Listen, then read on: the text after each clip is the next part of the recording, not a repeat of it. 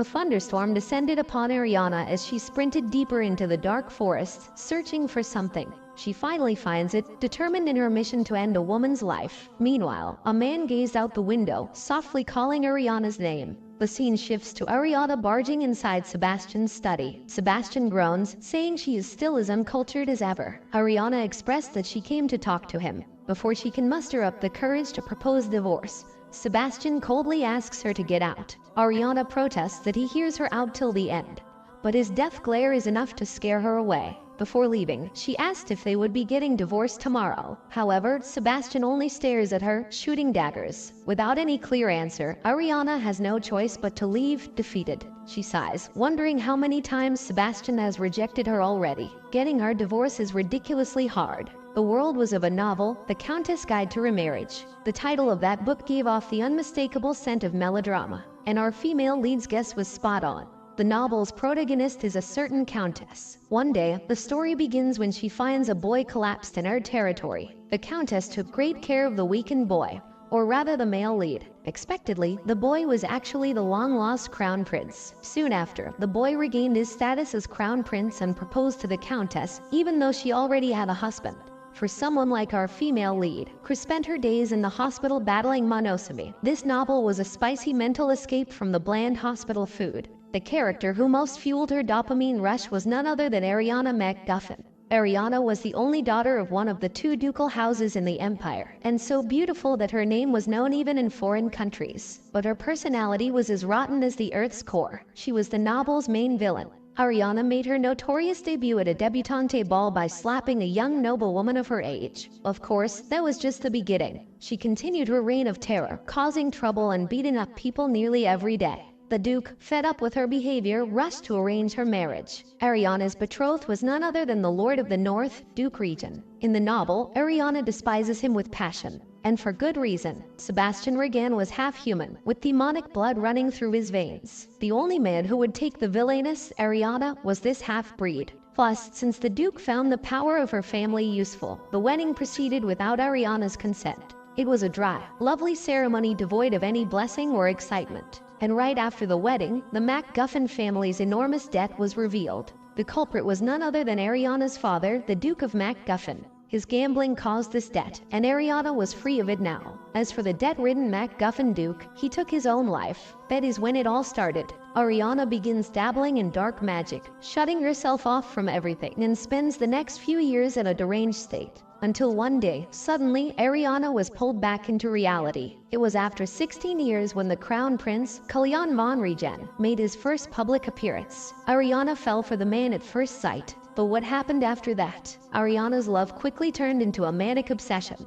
And of course, the female protagonist became her target. Physical assault was just the beginning. Kidnapping, confinement, and other atrocities too terrible to speak of followed. The Crown Prince was horrified but powerless to stop her. Anytime he tried to hold Ariana accountable for her actions, her husband, Duke Regent, would step in to clean up the mess like a ghost. Sebastian Regent opposed the Crown Prince at every turn and was the most powerful figure in the empire, constantly getting in the way. Tired of the villainous couple's interference, the Crown Prince finally made up his mind. Using Ariana, Sebastian asks her to prove her love for him by killing her husband. Ariana did not even think about the request. She used dark magic to force Sebastian's demonic power to go out of control. In the end, Sebastian died a painful death.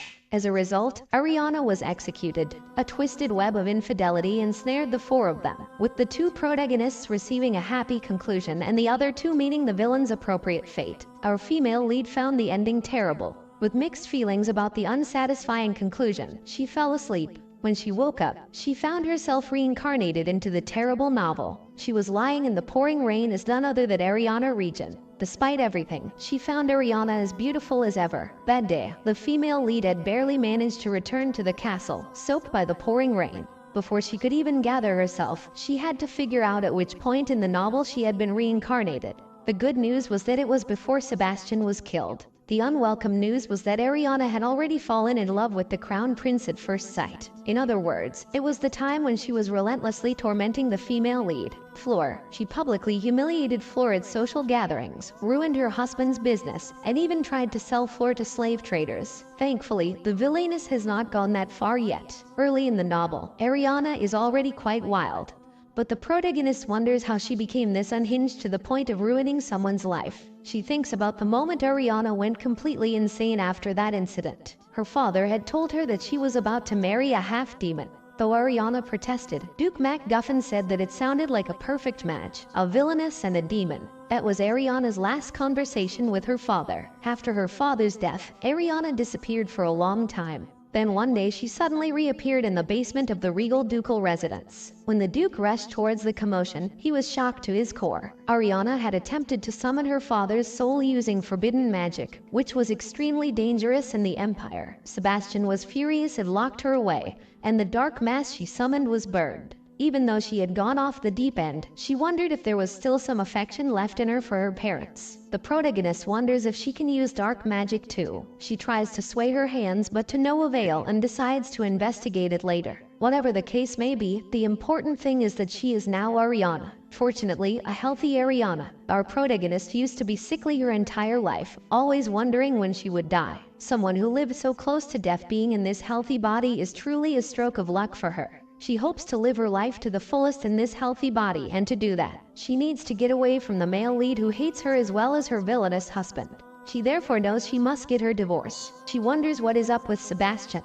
In the past, Sebastian agreed to marry into the MacGuffin family to form an alliance and keep the crown prince in check. Now that the MacGuffin family is in debt, Ariana wonders why he will not agree to a divorce. She wonders if it is possible he is starting to feel sympathy towards her, but she is sure that is not it. Either way, Sebastian will not grant her a divorce. She must make him want one. Therefore, she decides to play the part of the original Ariana. She will act like the evilest person in the world and make Sebastian so sick of her that he will be begging for a divorce. And so, the current Ariana decides to start the plan with the first event of her day. She gathered the capital's top designers. Just calling one of them would cost a fortune, but she summoned all three of the madams. Their travel fees alone are enormous, but to her confusion, she wonders why they are already trembling when she has not even done anything yet. She calmly settled down while the designers showed her the catalogs for this season. She smirks, saying there is no need to look, and reveals how she will take everything. The first step of her plan was to spend lavishly. Not only Irene but the madams were also astonished. One of the catalogs has at least 10 dresses in it. Ariana knows there is the additional price of the accessories included too. Wouldn't even the original Ariana be shocked by such a luxury? The maid interrupts, asking her lady if she is sure about all these purchases. Ariana glares at her, asking if she is dissatisfied. Irene simply states that it is that she is a little different than usual. Before, the Miss could purchase all the dresses first without checking the catalog, and when the Miss did not like them, she would have them redone and buy the dresses for the next season. The maid smiles brightly, saying that if she wishes to end it here for today, that will happen. Overwhelmed, our protagonist says they should end it now as she needs to rest internally. She has realized her imagination is nothing compared to the original Vilness, so her first plan had failed. She sighed, as she really did not want to go through the second plan. Sebastian knows the names of the servants despite them being over 100. It is said that he cherishes the ones who work for him. Her second plan is to torment the servants. She decides to finish this once and for all. If she does it half-heartedly, she will end up making things difficult for many. She spotted a maid sweeping the corridor and approached her. Coldly, she asked if the maid could not see the dust. The maid trembled in fear, pleading for forgiveness. Unmoved, Ariana kicked the bucket and ordered her to clean it again. As she watched from a distance, she told the maid she would not be leaving until the job was done. The maid nodded quickly and got to work. Ariana pondered whether, even for the divorce, she truly needed to go this far. Suddenly, the estate's butler, Oliver, rushed towards them. Seizing the opportunity, Ariana resolved to make the old man cry. She explained how she had been educating this incompetent servant. She expected Oliver to be furious, but to her surprise, he clapped and praised her instead. He inspected the maid, noting that despite the chaos, the lady had not harmed her, hadn't prodded her with a stick like last time, and had not made her bathe in the mop water. Hearing these atrocities, Ariana was shocked to her core. It seems her second plan had failed as well. The original Ariana is a whole new level, woven with horrible habits. Now Ariana only has her last plan left. Although the true Ariana is a genuine villainess, our protagonist would never resort to stealing money due to her righteous nature. In the past, Ariana would have used any stolen funds to indulge in some fun with playboys. But unfortunately, her notorious reputation had made it impossible to find anyone willing to collaborate. After Sebastian leaves the study, Ariana begins rummaging through his drawers. hoping to find something that would infuriate him. This marks the 5th time he has rejected her divorce proposal, and just the sight of his face makes her want to walk away. Eventually, she discovers a package sealed with a wax emblem. It seems familiar to her, and she cannot help but wonder what it contains. Just then, Sebastian enters his study and asks what she is doing here. Ariana is surprised and quickly puts the things back into the drawer. She acts casually and says she is looking through his study. She is sure he will get mad when he sees her like that and will want to divorce. But to her utter surprise, Sebastian pulls her in and asks if she is finally trying to act like a proper lady in her house. Ariana turns confused and says yes. Sebastian smiles fondly and says she has finally come to her senses. Ariana wonders what he is talking about. She asks if he saw what she was doing. This confuses Sebastian. Ariana yells that she tried to steal money from him. Sebastian smiles and agrees. He explains that taking something from someone and making it their own is the simplest and fastest way. He confesses he has grown fond of this. Ariana could tell he was speaking nonsense. She hadn't considered that she had to watch out for that when dealing with Sebastian. He is a man whose blood is half demon. Thanks to that, Sebastian Regan has the hidden skill deception. People say Duke Regan has amassed a fortune thanks to his unique skill, which gave him his title. Ariana thinks that just now he tried to fool her with deception. But no matter what he says, she will not be fooled. Ariana asks him if it is the family's motto to encourage stealing. Sebastian asked if she also knew he was the head of the Information Guild. When Ariana says yes, Sebastian steals her bracelet in the blink of an eye. Ariana looks at her wrist, shocked to see her bracelet missing. Sebastian explains that whether it is stealing information or money, it is the same. At least in his guild, stealing is a basic part of the job. He offers to teach her his tricks if she wants. The luxury plan failed, tormenting his servants failed, and even her last resort, theft, failed. Frustrated, Ariana wonders aloud how she is supposed to get a divorce. It is then she realizes she screwed up. Sebastian is taken aback by her words and approaches her closer. He says it is odd that she is suddenly asking for a divorce. He reminds her of how she vowed to suck him dry of his money until he dies. She also told him that he should stay frozen as a statue, as the only good thing in him is his face. Ariana tells him to forget about it all and just get divorced. Sebastian simply states he does not want to. Upon asking why, Sebastian says this is what he wants to ask her. He points out how he is filthy rich and so handsome that she will be happy just looking at him. Despite all that, he asks why Ariana wants to divorce him. Ariana is aware that being the Duchess of Regan has many benefits. Plus, Sebastian has ignored Ariana's affair with the Crown Prince,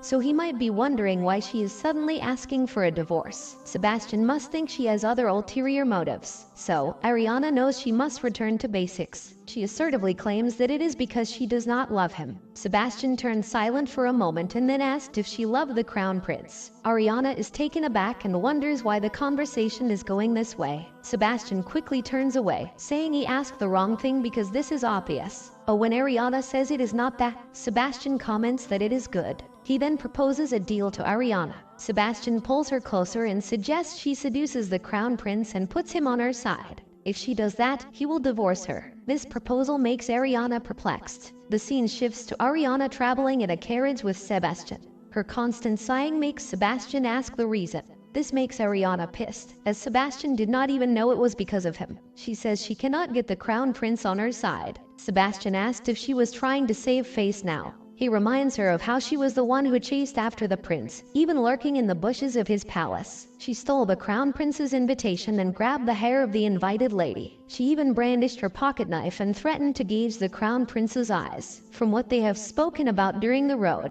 Ariana now knows what Sebastian is thinking. Sebastian supports the second prince to become the next emperor. The Crown Prince, Kalyan, who has the full support of the emperor, would be pleased with him because of that. Naturally, Kalyan and Sebastian are enemies. In the meantime, Ariana appeared, who is madly in love with the Crown Prince. Because of her, the Crown Prince affair received more attention with time. There was even an incident where the emperor publicly spoke against him. Sebastian's deal is most likely trying to capitalize on that weakness. The more Ariana runs wild, the more the Crown Prince's position is shaken. Ariana asks Sebastian how dare he try to use his own wife for this. Sebastian steps back, asking how dare she attempt to leave her husband and run after another man, stating that is even worse. Ariana questions if he will really divorce her if she chases after the Crown Prince. Sebastian smiles and says he will. Ariana and Sebastian finally arrive at the Imperial Palace. The building was clearly out of romance novels. Sebastian explains to Ariana that it is the first royal banquet that's been held in a while. Therefore, the crown prince will be there too. Sebastian tucks Ariana's hair behind her ears and expresses how she has changed. He points out how she does not care even when her hair is messy. Ariana blushes and is at a loss for words. Sebastian sighs, commenting that the crazy girl concept is not so bad. Vexed, Ariana protests it is a wild charm. As the couple make their way into the banquet hall, Ariana is mesmerized by the crowd. If this were before her reincarnation, she would not have even dreamed of it. Being healthy lets her experience and explore places like this. But her excitement doesn't last long as every eye falls on her. She is soon surrounded by gossip. Apparently, she was not coming to the banquet, and the people were now wondering what would happen if she lashed out. Ariana turned awkward as they were treating her almost like a virus, but she is taken aback as a man approaches her. Taking notice of the shining platinum blonde hair, deep dark gray eyes, broad, commanding physique, and subtly excluding an air of grandeur, Ariana could tell he was Crown Prince Kalyan. In other words, he is the male lead. She begins to panic, wondering what to do. The laws of this world are really messed up. A woman living alone without reason ends up in prison. It does not make sense, but it is what it is. That is just how the setting works. Basically, if you try to run away and live on your own because divorce is a hassle, you will end up in prison. If she thinks about it positively, if Ariana has a reason to live alone, there is no obstacle to her freedom. First, her goal is to make the crown prince hate her less than he does now. But that is impossible when the prince orders her to be expelled as soon as he sees her. Ariana protests that she has not even done anything. The crown prince says, saying this is ridiculous. He agrees that today has not happened yet, but that doesn't mean what happened last week is erased. Ariana is confused. Ever since she possessed his body, she has been behaving well. An ambush in the crown prince's palace, stealing invitations, swinging a sword, public humiliation, and ostracism. Kalyan mentions all these things, asking if he really needs to spell it all out for her. He reveals how a few days ago, a package with an unknown sender arrived for the Countess. Ariana wonders if it could be something the original Vilness sent before the possession. Kalyan coldly reveals how inside the package was a box filled with cursed magic. If there had not been a priest beside the Countess when she opened it, she would have undoubtedly been cursed by now. As for what was written inside the box, there were curses and bad nicknames for the heroine. Now Ariana is sure it was the original Vilness's doing. Kalyan's intense expression intimidates her. Ariana feels somewhat wronged, but she decides to play along for now. Kalyan warns her not to approach the Countess, or he will not let it slide. Ariana agrees with him, saying he will do as he says. Her immediate submission surprises the prince. Ariana agrees not to approach the Countess and has no intention of doing so. He then tells her to get out, or else he will have her thrown out before he can have her really thrown out. At that moment, Sebastian approaches her. He then confronts the crown prince for speaking quite harshly to his wife. He says that regardless of the curse or whatever message it contained, there is no definitive proof of who sent it. Moreover, he reminds the crown prince that his wife is the duchess, and his highness should not treat her so disrespectfully. Kalyan mocks Sebastian, reminding the duke that his esteemed wife has asked him for a divorce. He then asked why the duke had not divorced his wife. Ariana is stunned, and she wonders how the crown prince learned about what happened at the residence. Kalyan arrogantly declares that the duke's esteemed wife already has someone she loves. Ariana was furious by the arrogant expression on the prince's face and asked if it was okay for the male lead to be this childish. She knew the situation was not good and suggested to Sebastian that they leave. But she gets interrupted as Sebastian puts up a whole facade of adoration for his wife. He says it is because he deeply loves his wife that he cannot get a divorce. This takes Kalyan aback and makes Ariana blush. Murmurs also filled the crowd as they wondered what was so appealing about the villainous Ariana that Duke Regent found. Meanwhile, Sebastian stares at Ariana and shyly winks at her. Ariana remains frozen in place, unable to speak. She later approaches Sebastian while he is meeting with another lord. She says they need to talk. Sebastian excuses himself, saying his wife wants to be with her. The lord chuckles, saying they are still in their honeymoon phase. Ariana then leads Sebastian to a secluded balcony. She then confronts him, asking why he acted like that in front of His Highness the Crown Prince earlier. Sebastian explains how this will make the Crown Prince take more interest in her. She tells him to give her a heads up next time, as people were so shocked that they gossiped the whole time without even noticing her presence. Sebastian suggests that she should have kicked them like she usually does. Ariana says she will not do such dreadful things anymore. She says his plan is unrealistic, as the prince could never love her. However, Sebastian motivates her that she can't do it because she is the most beautiful woman on the continent. Ariana remains stunned as her heart flutters. He was fully patched in the moonlight as if sprinkled with stardust, shining brightly when he said those words to her. Ariana wonders if this is the effect of his seduction ability. She tells Sebastian that she will accept the deal. She knows the original story, so she thinks there must be a way to make the Crown Prince take an interest in her. She must find it somehow. Ariana, however, adds one more condition: that exchange. She explains that every time His Highness takes interest in her, Sebastian must reimburse her. He turns confused and asks what she is talking about. Ariana explains that if she wants to live, likely after the divorce, she will need funds. She asked for 10 gold coins for each letter and 20 gold coins for each booklet. As for the other cases, they can discuss them later. Though Sebastian is surprised for a moment, he agrees with her. He hands her a few gold coins for deposit, making her happy. Sebastian watches her fondly, commenting on how she is a unique person. He then asked if he could tell her a phrase commonly used in the back alleys of Lysen Castle. He reveals that you must give back what you receive, otherwise you might lose your wrists. His cold words make Ariana shiver. Sebastian smiles, telling her to keep it in mind. He then leaves. That night, Ariana lay awake in her bed, pondering over today's events. Given that Kalyan dislikes her this much, it would not be surprising if she lost her head instead of her wrist. She thinks the most effective method she can use is to act on behalf of the heroine in the novel. For saving Kalyan's life was merely the seed of love. After that, she continued to help him, which moved him deeply, and the love between the two main characters gradually grew stronger. Ariana knows the original work may change, but she does not care and focuses on her survival first. The next morning, Ariana asks her maid, Irene, if there is no invitation from Countess Cardwell. The Cardwell family is one of the most prominent noble families in the empire. The family received support from the former empress, the crown prince's mother. Before her death, the former empress had her last letter to the crown prince in the cartel household. However, the people of Count Cardwell do not know about the existence of the letter. The Empress had a playful nature after all. Ariana plans to find that hidden letter and deliver it to Kalyan. Then maybe Kalyan will see her in a different light. However, her plan spoils as the maid reveals how Ariana is not on good terms with the Countess. Basically, Ariana does not like her. Irene reveals how at the last Imperial Ball, Ariana spilled water on the Countess, so no invitations have come. Irene heard the Countess has been terrified of Ariana. Irene suggests she go anyway. On the other hand, at the Cardwell Manor, the Countess is having a tea party with her close friends. The noble women are constantly praising the Countess, buttering up to her. Countess Cardwell is satisfied with all the praise, sure that the women are envying her.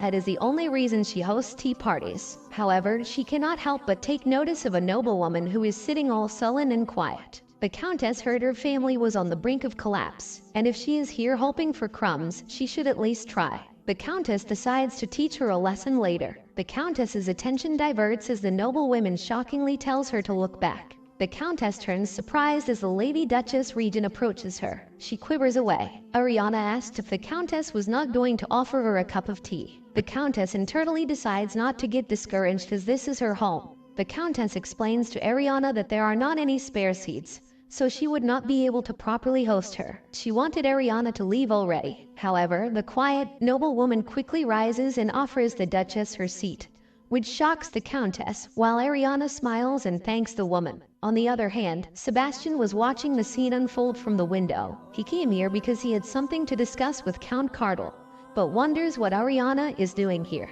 According to what he knew, she disliked the Count family. The Count also sees the Duchess out the window and is shocked. He mentions how the Countess did not get the invitation to the tea party. Sebastian's expression turns dark, and he asks when she becomes someone who needs an invitation to come. The Count is taken aback by the Duke's confrontation and apologizes. He excuses himself to check on his wife. Sebastian permits him, saying that if his wife causes more trouble, the Countess will be in a difficult position. Count Cardwell thanks the Duke and says he will be back soon. Sebastian remembers how Ariana spilled water on the lady's head the last time. The excuse was that her hair caught on fire. To him, it seems today might not go smoothly either. After the Count leaves, Sebastian's subordinate comes into the room. He is surprised as Sebastian reveals how the Duchess is here. The subordinate mentioned how the madam mentioned divorce again yesterday. He asks why the Duke keeps rejecting it. He mentions how the Duke can easily countersue and take a large alimony payment. The Duke remains quiet. He is aware that those who like him hate Ariana.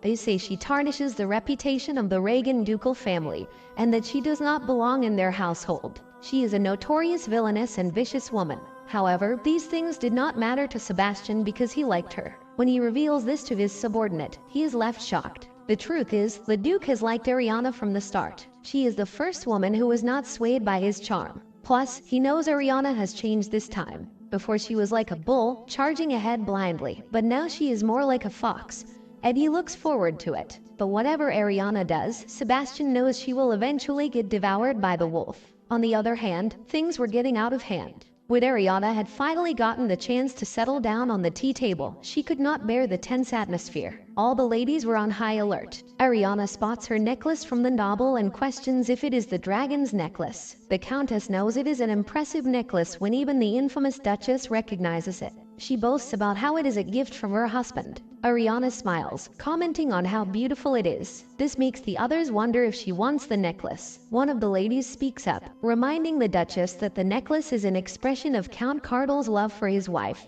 The others also step in, telling her not to take it. Their intervention makes the Countess fear the Duchess even more. She is aware Ariana is a witch who freely uses curses that even high-ranking priests cannot easily purify.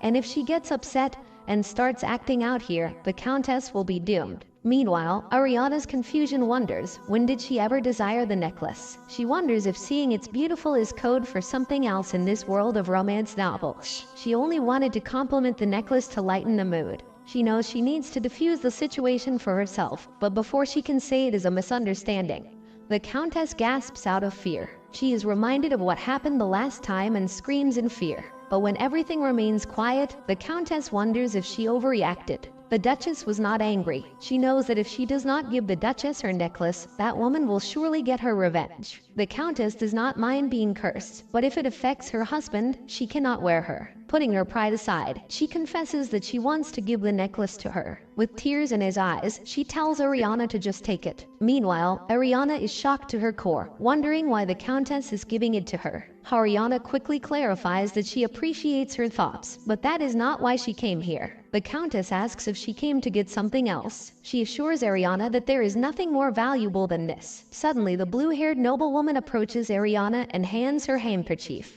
Ariana wonders who this is and if she is telling her to console the Countess with the handkerchief. Ariana takes it from her and softly asks the Countess not to cry. But the Countess misunderstood her intentions again. She wonders how much the original Ariana tormented the Countess as she looks so pitiful. The Countess apologizes to Ariana, saying that they should end the tea party here as she is not feeling well. She then hurries away. Ariana comes to realize that she might have a talent for snatching things. With that talent, she has acquired the legendary dragon necklace. It is a precious piece of jewelry crafted from the shed skin of a dragon adorned with the most radiant fire rupee. Its value is beyond monetary estimation. It is a precious item that could easily be exchanged for an entire mind. With this, she would not have to care about seducing the prince and bowing down to some unlucky guy for a few gold coins. But thinking back on all the oppression Ariana had caused, she could not. She asks the Countess's maid to tell her master that she is requesting a meeting with the Count. She may have lived as a commoner, but she cannot just accept something like this. A meeting is soon arranged. Ariana reveals to the Count how his wife gifted her the dragon necklace. She says she is returning it, shocking the Count. She explains that it is a bit too extravagant of a gift for her. She decides to play her card now, returning the necklace and getting the Empress's letter. It is like hitting two birds with one stone. She suggests they make an exchange. Later, on the carriage ride back, Ariana is happy that she finally got what she wanted, the letter from the former Empress Margaret. She knew there was something hidden in the painting, but she did not expect it to be so shabby. In the original story, the heroine fumbled her way to finding it. Honestly, Ariana is a little regretful about returning the necklace, yet the sense of relief is very profound.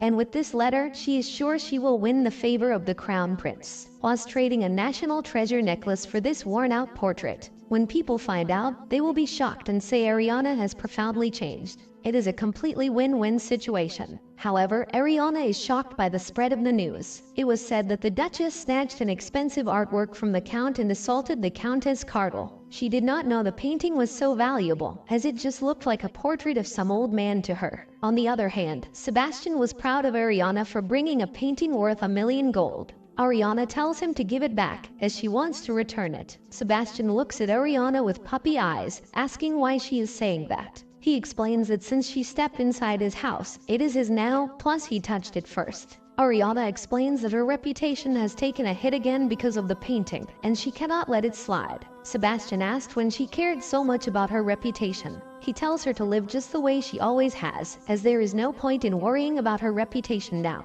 She has already reached rock bottom. Ariana feels like she is trapped behind an invisible wall. All the things the original character has done are selfish and utterly wicked. To people, Ariana is nothing but a devil, a figure consumed by pure evil. No matter how much she tries to live as herself, even if she tries to help and care about someone, this world will always see her through the character's evilness. She scoffs, mumbling aloud how she has no allies. Sebastian stares at her sullen expression and asks if she really thinks he is not on her side either. Ariana's heart skips a beat. She tells him to shut up for once, as it is all his fault. Sebastian thinks about how it has only been a day, but once again his wife has shaken this country. Everywhere he goes, people are talking about Ariana, but the fact that he discussed raising taxes with the Count Cardinal yesterday, no one cares about that. People are always more attracted to gossip than dull politics. Ariana Region, the woman who captures everyone's attention with her allure. She can do whatever she wants as freely and quietly.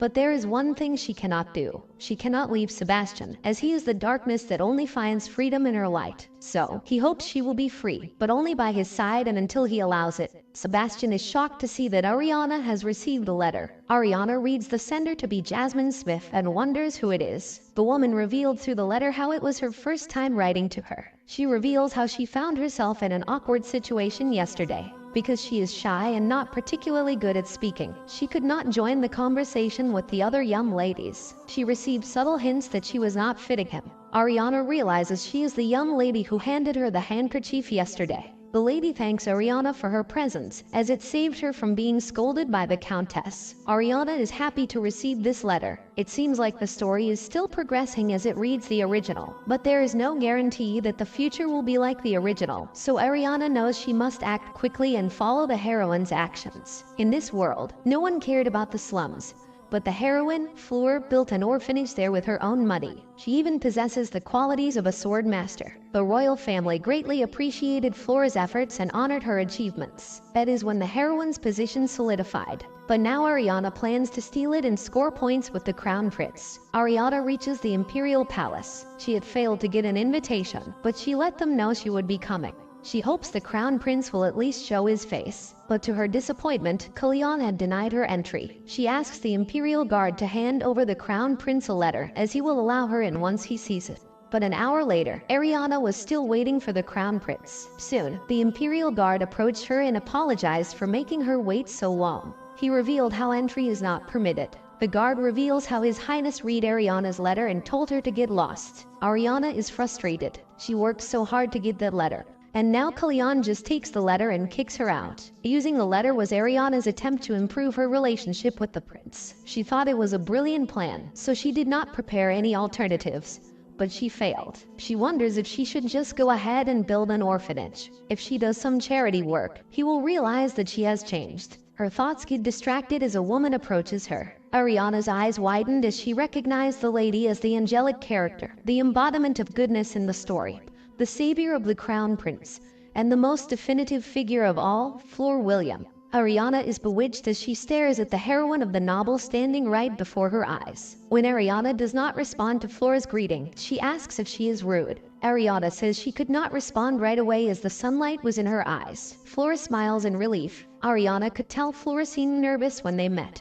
But Ariana might have been more nervous than she was. Ariana has done a lot of terrible things to Fleur in the original story. Those things only got worse over time. In the end, Ariana was executed because her harassment of Fleur enraged Kalyan. Therefore, Ariana thinks she must remember that in front of Floor, she is a sinner. To survive, she needs to be on her good side. She exchanges pleasantries with Floor. Even though Ariana bullied her so much, Floor does not seem to harbor any ill feelings. This makes her wonder if this is what it means to be a graceful heroine. Floor asks where she is coming from. Ariana explains she had just tried to request an audience with the Crown Prince but was turned away. Floor smirks and coldly agrees. Her response takes Ariana aback. Floor explains she is on her way to see the Crown Prince now and will make sure to tell him that she ran into Ariana. Ariana then leaves, wondering if she just imagined it all. When Ariana left, Floor stared at her hard. Ariana is sure Floor must know that she has a thing for the Crown Prince, and there is no way she could remember, so why would she pretend like that? It seems strange to her. It feels like Floor is certainly mocking her. She might be just imagining things. She chuckles and decides there is no way, as the heroine's character is supposed to be the nicest person in this entire story. It seems Floor is just that sweet. She also remembers how frustrated she was to get rid of the original story because Floor was so naive.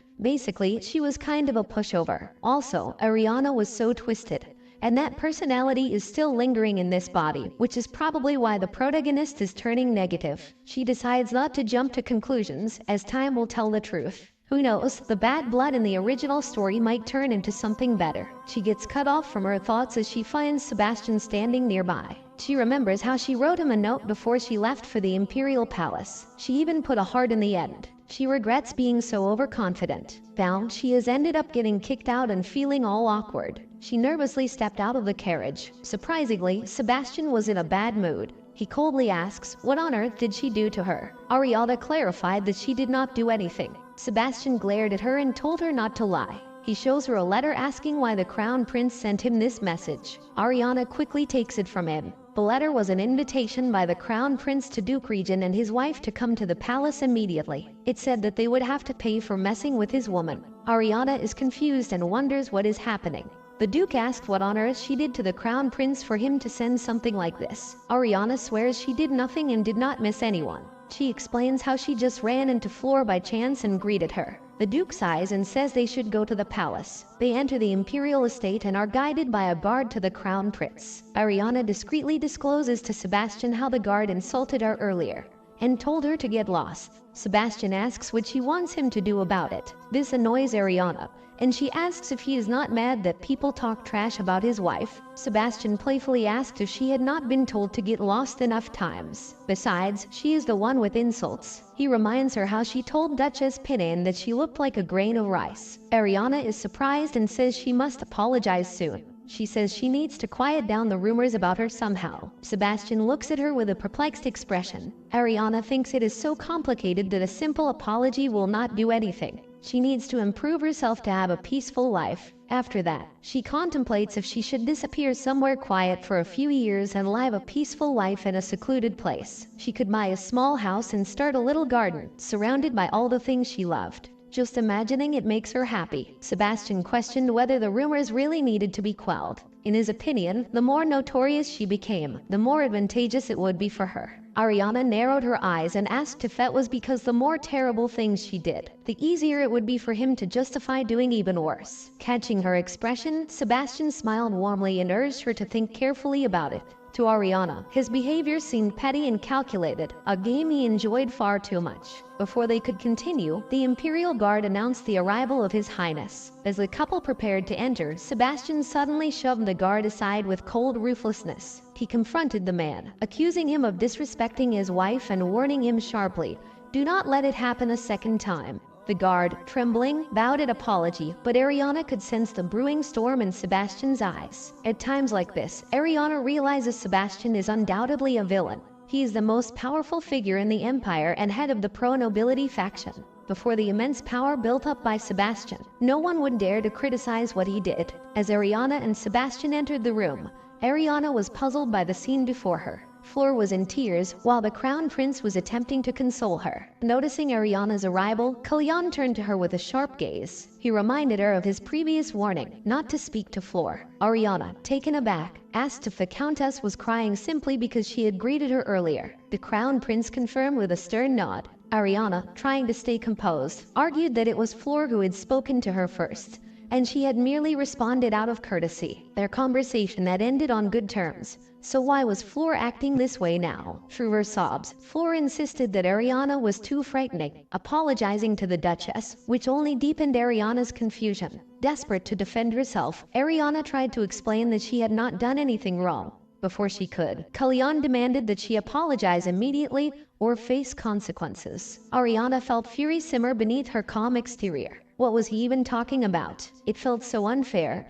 and she wanted to argue. She had only exchanged pleasantries with the Countess, asking about her well-being before parting ways. However, Ariana knew that resisting now could risk everything. Her attempts to smooth relations with the Crown Prince had already failed, and she understood that to avoid a far worse outcome, execution, she had to endure. Reluctantly, Ariana bowed to the Countess and began to apologize for any perceived rudeness. But before she could finish, Sebastian intervened, cutting her off. He told her to wait. Sebastian calmly questioned what exactly his wife had done wrong. He pointed out that she had only greeted the Countess. Kalyan, clearly irritated, explained that the situation was serious enough that an apology from Sebastian on her behalf would not be enough. Unfazed, Sebastian insisted that Ariana had done nothing wrong. Ariana, caught off guard, blushed as she realized that Sebastian was defending her. He continued, stating that if anyone thought Ariana had done something wrong, it was simply because of her face. Ariana stood frozen, unsure what to make of it, as she realized that the shield meant to protect her was instead being used to strike her. Sebastian pressed on, addressing the Crown Prince, that no matter how frightening his wife may seem, he fails to see why this is being exaggerated. He claims that he trusts her. Ariana wanted to speak, but the intensity of Kalyan's glare kept her silent.